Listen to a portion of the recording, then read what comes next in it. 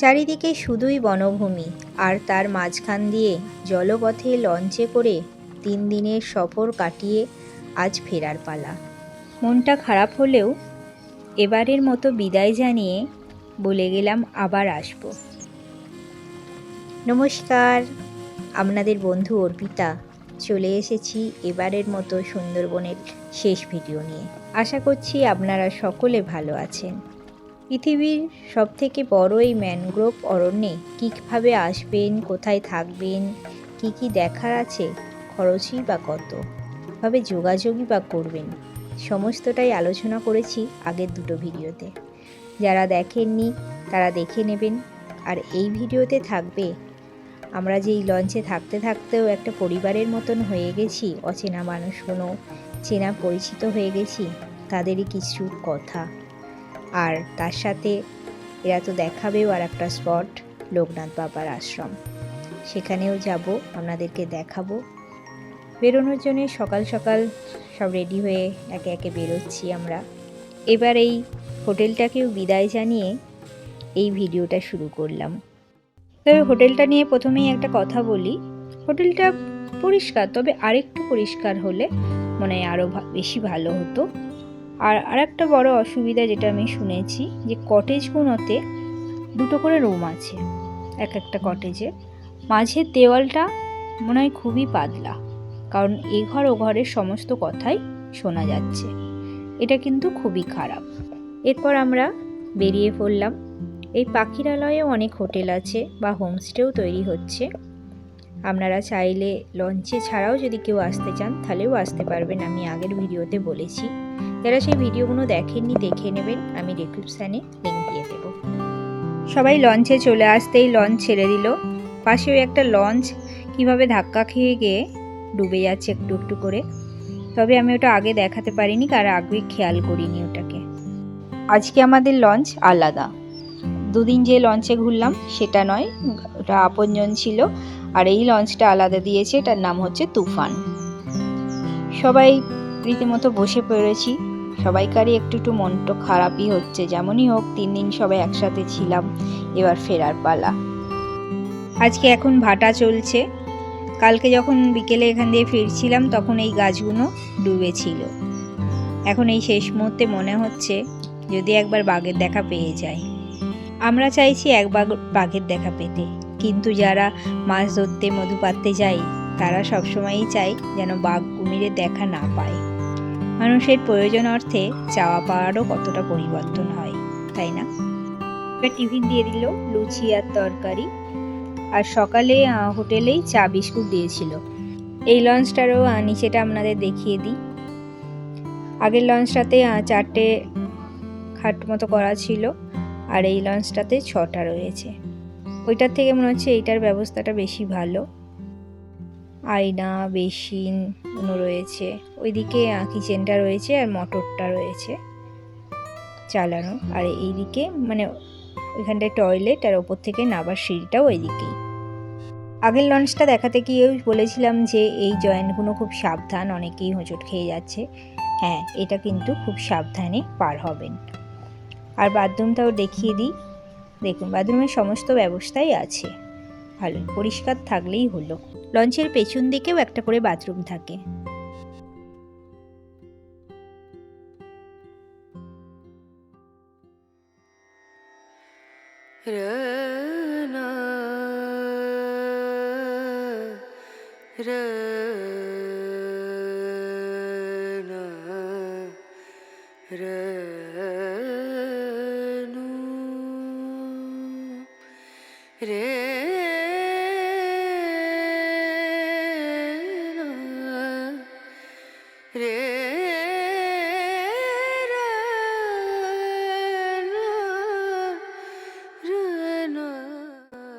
এখানে একটা লোকনাথ বাবার আশ্রম বলুন বা লোকনাথ বাবার মন্দিরই বলুন আছে, সেটাই দেখতে যাচ্ছি।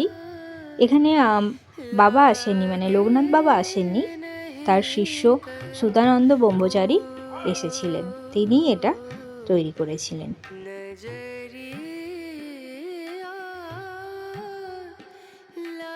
সুন্দর গ্রাম্য পরিবেশ, আর এখানে কটা কটেজও আছে দেখলাম।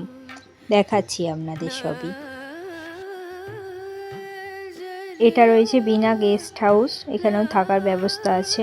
আর এই অপোজিটেও এখানেও কটা মাটির ঘরের আদলে বানানো গেস্ট হাউস ওগুলো রয়েছে।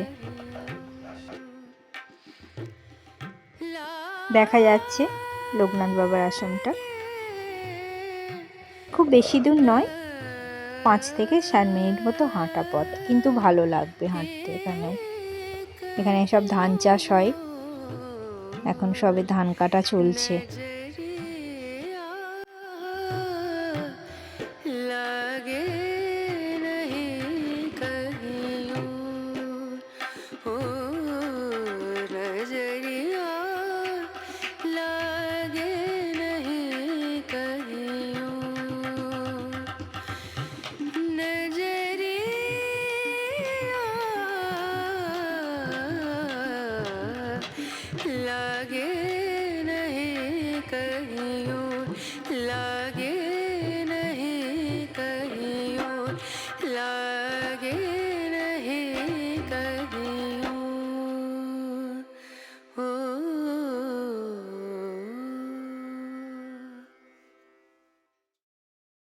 এখানে একটা পাঠশালাও রয়েছে, এখানে গ্রাম বাংলার ছেলে মেয়েদের পড়ানো হয়।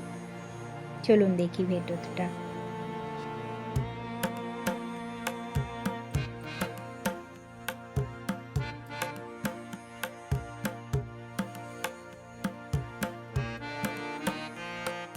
আমার বন্ধুদের মধ্যে এমন কেউ আছেন যেই এই ধরনের স্কুলে পড়েছেন? আমার মনে হয় কেউ না কেউ তো আছেন। বিশেষ করে গ্রাম অঞ্চলে এরম স্কুলে অনেকেই পড়েছে। আমার সাথে কমেন্টে একবার শেয়ার করেই ফেলুন যে ছোটোবেলার সেই দিনগুলোতে কি করতেন, কেমন লাগতো এই স্কুল, বন্ধু বান্ধব, স্যার ম্যাডাম সবাই কেমন ছিল। ভালো লাগবে যদি আপনারা কমেন্টে আমার সাথে শেয়ার করেন। এগুলো ভেতরটা খুব ভালো লাগছে, বেশ ঠান্ডা। এখানে হয়তো সবাই পড়তে বসে চট পেতে বা মাদুর পেতে এইসব। আর জানলাগুলোও দেখুন কি সুন্দর, এখান দিয়ে ধান ক্ষেতটাও দেখা যাচ্ছে। ওপরটাতে অ্যাডবেস্টারের চালা করা, পাখাও রয়েছে।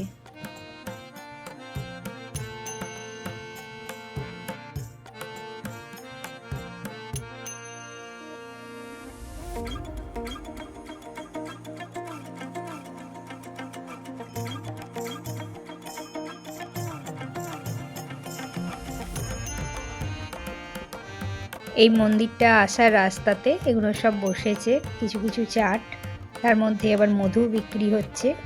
মানে গ্রামে যাদের বাড়িতে যেমন আছে টুকটাক নিয়ে বসেছে। সুন্দরবনের মধু বিশ্ববিখ্যাত, এটা সবাই জানেন।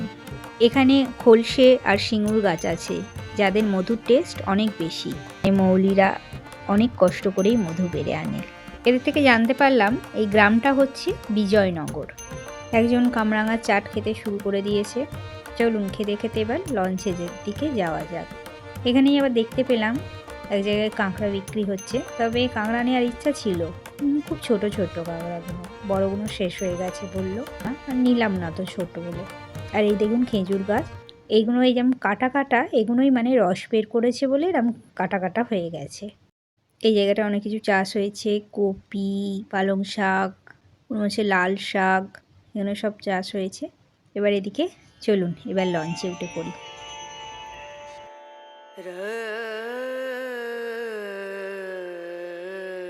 এই কাঁকড়াটা ছাড়াচ্ছে দেখেছেন কত বড়, বড় নিয়ে যাওয়ার ইচ্ছা ছিল কিন্তু পেলাম না তেমন।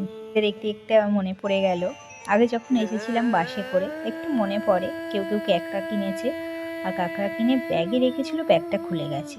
আর বাসে কাঁকড়া সব নিচে পা রাখতে পারছিলাম না ভয়েতে। এই এবার বাঘের জঙ্গল শেষ হয়ে লোকালয় শুরু হয়ে গেল। 2007 শিডর ঘূর্ণিঝড় আর 2009 আইলাতে এই বনভূমি অনেক ক্ষতিগ্রস্ত হয়েছে। অনেক জায়গায় ধস নেমে গেছে, অনেক গাছ নষ্ট হয়ে গেছে। এইসব গল্প করতে করতেই হাতে একটা করে মাজার বোতল দিয়ে গেল। আপনাদের একটা কথা বলি, আপনারা যদি চান ট্যুর অপারেটরদের সাথে কথা বলে 4 দিনের প্যাকেজ করে গঙ্গাসাগরটা ঘুরে নিতে পারেন। তবে এটা সব ট্যুর অপারেটর করে কিনা আমি বলতে পারবো না, কিন্তু কেউ কেউ করে এটুকু আমি জানি। সেগুলো তাদের সাথে কথা বলে করে নিতে পারেন। দেখুন পাশ দিয়ে যে লঞ্চটা যাচ্ছে, সিটগুলো পুরো অন্যরকম, গাড়ির সিটের মতন। চলুন সবাইয়ের সাথে একটু কথা বলে নিই। কথা দিয়ে শুরু করি।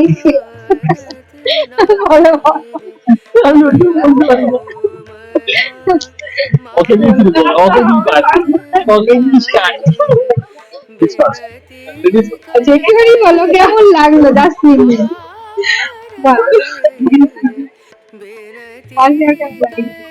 ভালো লেগেছে। কেমন লাগলো? পাঁচি হচ্ছে ঘুরছি, খুব ভালো। তোমার? এই দিদি ধরে যাচ্ছে।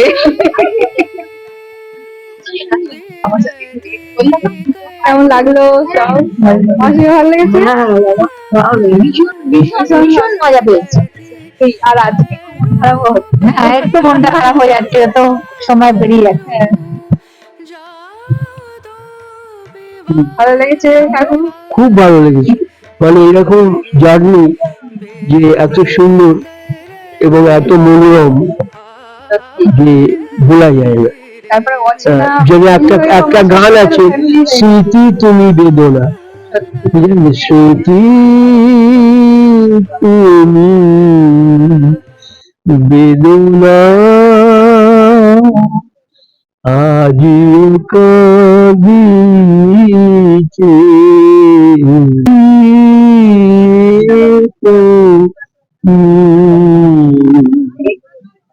বেদনা। লাস্টে গানটা শুনে বেশি ভালো লাগলো। কেমন লাগলো? বলতে হবে, তোমার ছেলে বলবে। যা হোক একটা বলা গেছে। যাই, কেমন লাগলো শুনতে? খুব ভালো লাগলো। কেমন লাগলো? একটু তো মন খারাপ হচ্ছে।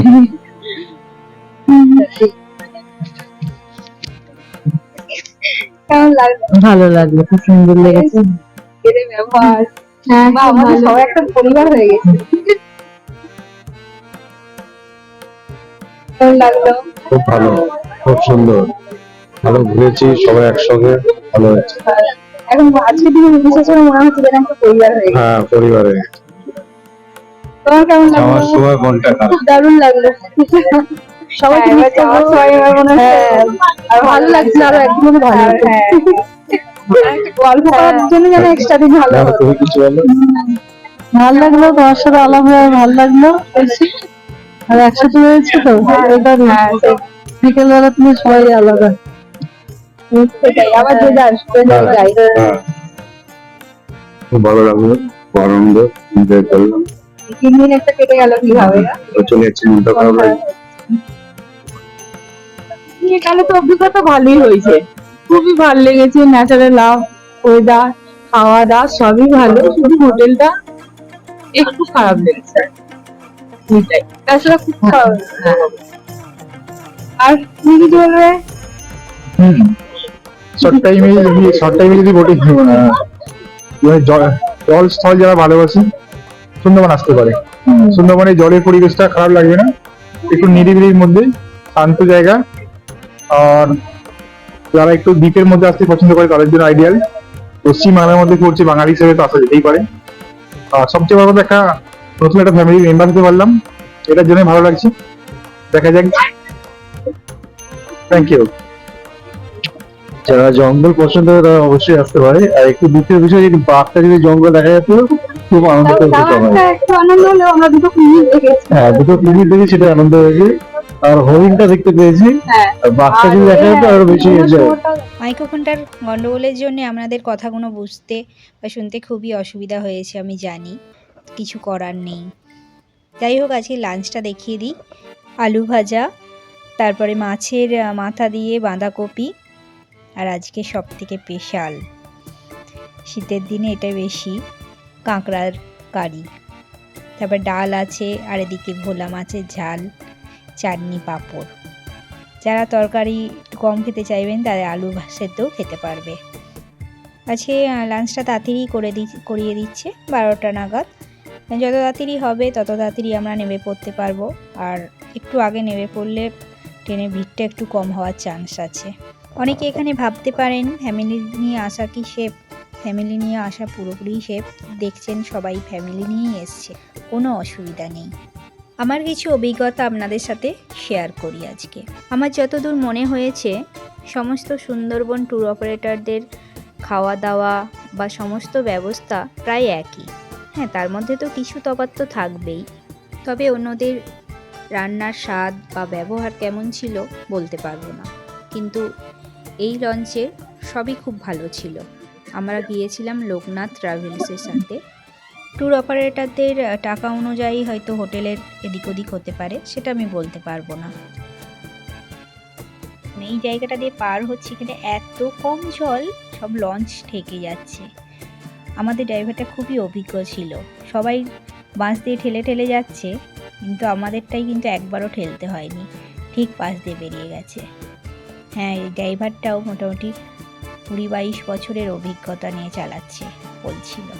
যাদের অনেক অভিজ্ঞতা হয়ে গেছে তারা ঠিক বুঝে নেবে কোন জায়গাটা দিয়ে গেলে লঞ্চটা ঠিক চলে যাবে, এটাই দরকার এখানে। আর একটা কথা, যারা ভালো করে সুন্দরবনকে উপভোগ করতে চাইবেন তাদের ফাঁকা টাইমে আসাটাই ভালো।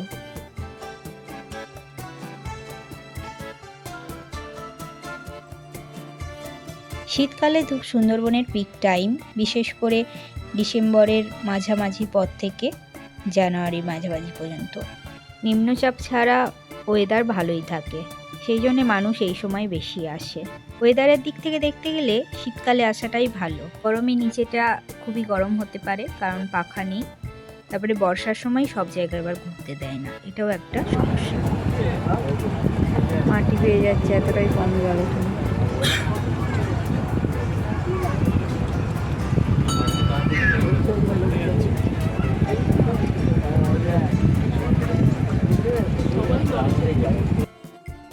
আমরা তো এবার লোকালয়ে ঢুকে পড়েছি। দেখুন, জল নেমে যাওয়ার পরেই সবাই কি কুড়োচ্ছে, সম্ভবত কাঁকড়া হতে পারে। তারপর গাছগুলোও দেখুন কতটা অবধি জল উঠে যায়, সব দাগ হয়ে গেছে। অনেক জায়গায় দেখবেন গাছে কাপড় বাঁধা আছে। প্রশ্ন আসতেই পারে যে এগুলো কেন? যখন জঙ্গলের ভেতর কেউ প্রবেশ করে তার আগে সেই জঙ্গলের পুজো করে নেয়, তখন সেই জায়গাতে কাপড় বেঁধে দেয়। আর একটা কারণও আছে, কোনো মানুষ যদি বাঘের আক্রমণে মারা যায় বা বাঘের আক্রমণে শিকার হয়, তখন সেই বনে বাইরে অন্যদের সতর্ক করার জন্য লাল কাপড় বেঁধে দেয়।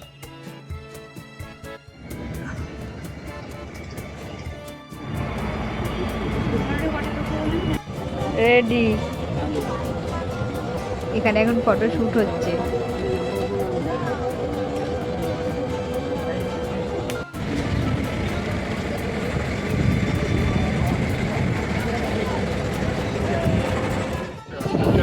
শেষের দিনে ড্রাইভারটা চেঞ্জ,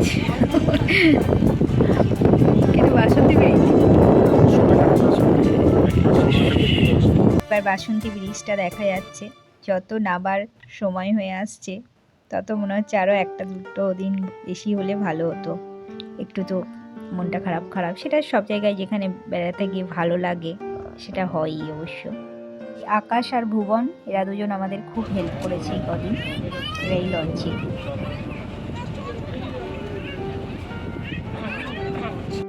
এই পাশে এটা যাত্রী নামিয়ে দিয়ে এখানে দাঁড়িয়ে আছে। এটা গভর্নমেন্টের লঞ্চ বা ছোট জাহাজ।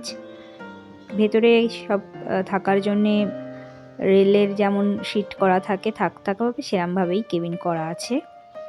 এতে মনে হয় হোটেলে থাকাই না, এতে মনে হয় এতেই থাকতে হয়, আর এটা মনে হয় অন্য পথ দিয়ে যায় সম্ভবত। দেখি এতে যদি কোনো সময় যাওয়া যায় আপনাদের সাথে দেখাবো অবশ্যই।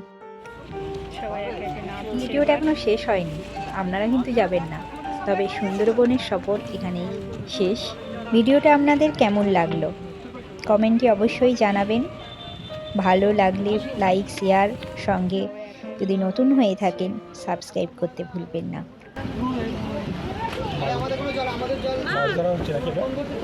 কোথায় মাছ ধরা হচ্ছে? কোথাও করে এটা মাছ ধরছে মনে হচ্ছে। এই একটা লঞ্চ চলে এসছে।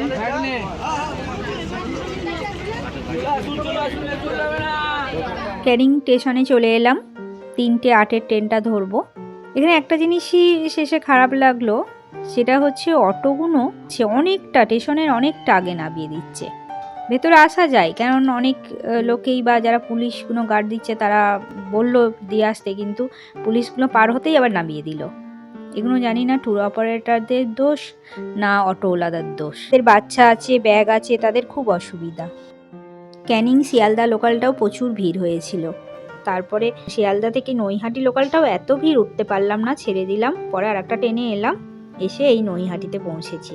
নৈহাটিতে পৌঁছে মনে হলো কি খাওয়া যায়, অনেক কিছুরই এখানে দোকান বসে। তবে লিট্টি দেখতে পেলাম, লিট্টি কোনোদিনও খাইনি, এখানেই খেয়ে দেখি প্রথম। পুরো গরম গরম লিট্টিগুলো দিচ্ছে। যারা যারা লিট্টি খেয়েছেন কেমন লাগে লিট্টি খেতে। 2 নম্বর প্ল্যাটফর্মের শেষের দিকের ফ্লাইওভারটার কাছে পরপর অনেক কটাই লিট্টির দোকান রয়েছে। লিট্টি খাওয়ার পরেই আবার চপ, লিট্টিটা খুবই ভালো লেগেছে। এই নৈহাটি থেকে এবার ব্যান্ডেল থেকে পান্ডুয়া। এই ভিডিওটাও এবার শেষ করব। সবাই ভালো থাকবেন, সঙ্গে থাকবেন। আজকের মতন গুড নাইট।